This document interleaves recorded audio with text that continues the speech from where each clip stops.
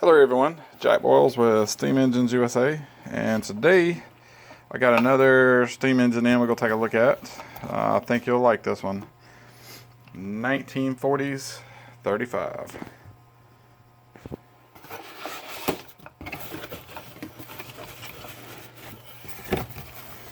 We'll pull it out of here and take a closer look. Alright, so what I noticed immediately about this engine, and that's just what drew me to it, was having this large flywheel. This pretty much dates this engine to the early 40s,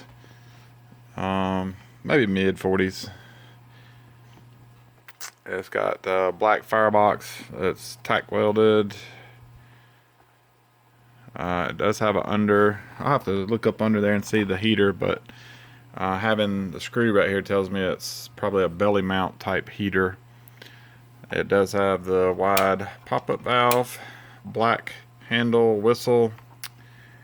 It is a brass tag labeled engine, which makes it earlier. It has pins, the nails instead of screws, holding it to the base. And the cord on this thing is frayed. The cord is not in the best of condition. However, it's here. Looks like the original plug is on it. And it spins freely. Pretty decent condition. It has the original sight glass. Actually, it would go like this. It would mount right here just like that. However, it's missing one of the sight glass screws.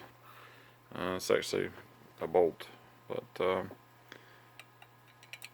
the top thread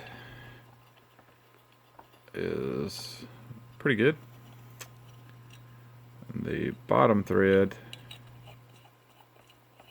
looks to be pretty good. So I just need to find another screw bolt for the sight glass. And this is a special bolt. So as you can see, it's drilled out. I don't know if you can, how well you can see this, but it's a hollow bolt and it's drilled out. And that's so when it's inside the mounting hardware, the water flows through inside of there. It allows the water to pass through, so it'll go through the sight tube. So when you're tightening it up and you're turning it, you always want to line it up with the tube. So pretty dirty, not cleaned it, and I believe I actually may have done another video with this when it first came in.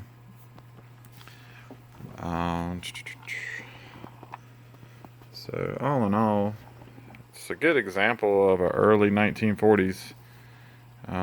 It's pretty rare. You know, a lot of these Jensens are rare steam engines.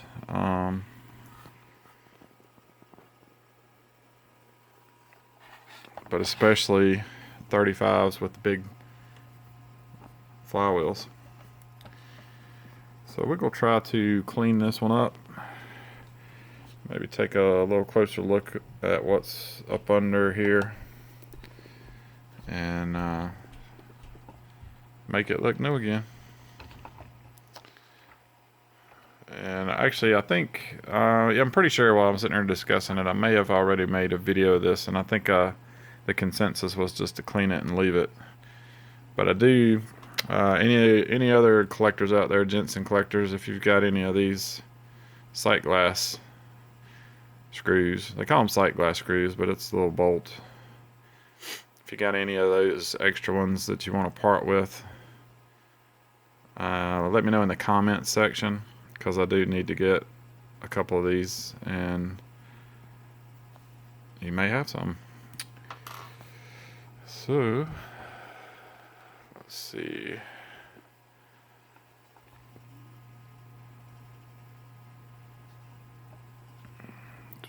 Let's see if we can get a closer peek at the heater, see what is up under there. A lot of times it had a metal tray in the bottom of it, so I may not be able to see right now, but I'm going to pause it for a second and come back. So yes, it does have a little metal tray up under here, so I'm not quite sure what type of heater's under there, but most likely it's going to be a belly style heater. Let's see, pause it for just a second. Alright, excuse me, so I'm going to dismantle a little bit of this engine. Pop-up valve's looking pretty good.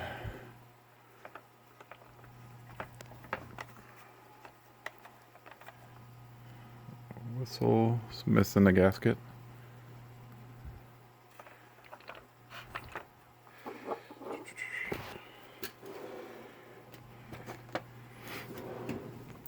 So I'm going to remove this screw right here. So I'm going to have to put the camera down and come back. This right here unscrews.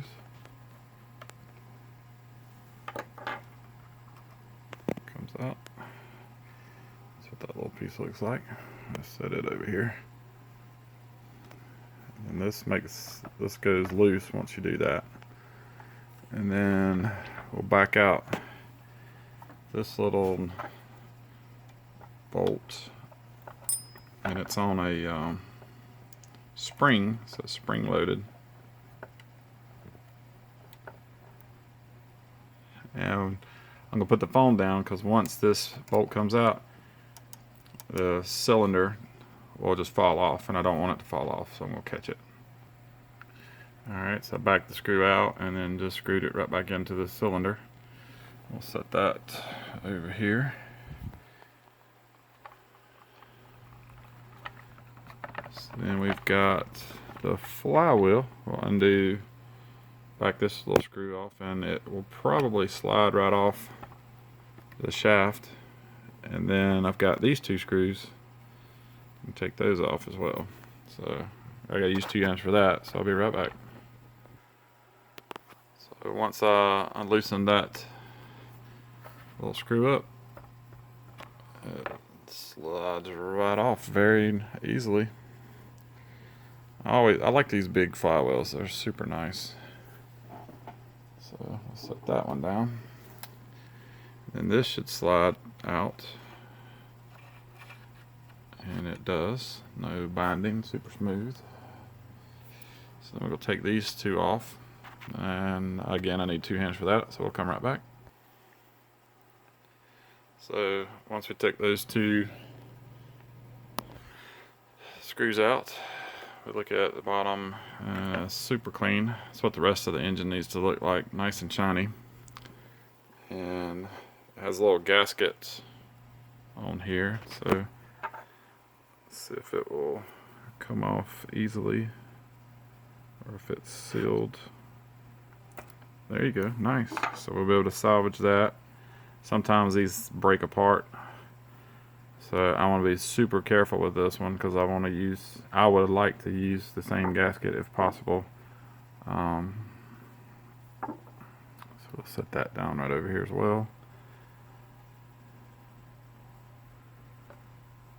And so now what we're going to do is I'm going to see if I can remove it from the base without bending anything. So the hardest part about this is getting these nails out of this board that they've been set in for almost 80 years.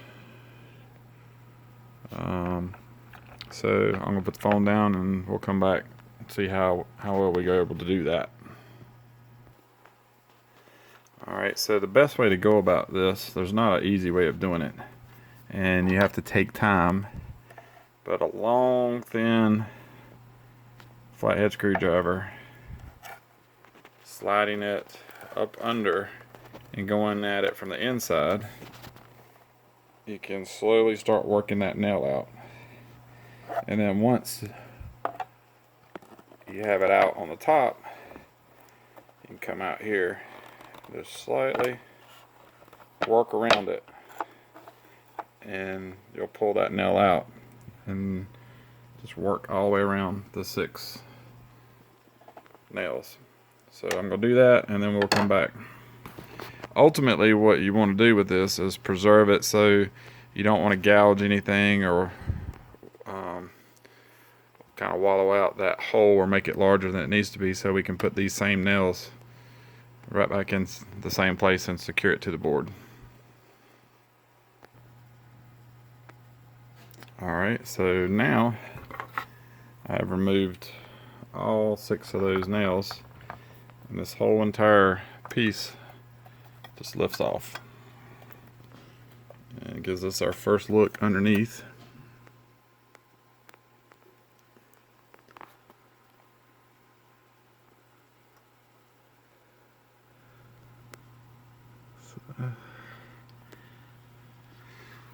Pretty clean looking, so set that down right there. And this is actually asbestos, so I'm gonna have to wash my hands. You gotta be really careful with this stuff. You don't want to breathe any of it. And this, I'm gonna go and clean it off, and we'll come back. Alright, so I'm back, and I have put polish on the bowler. I've cleaned everything. I've cleaned the base, and I am now polishing this bowler. And this is basically, you got the polish on here, you let it set, you then start rubbing it in and buff it out. And so this, I'll do this for probably 10 or 20 minutes and then come back. Alright, so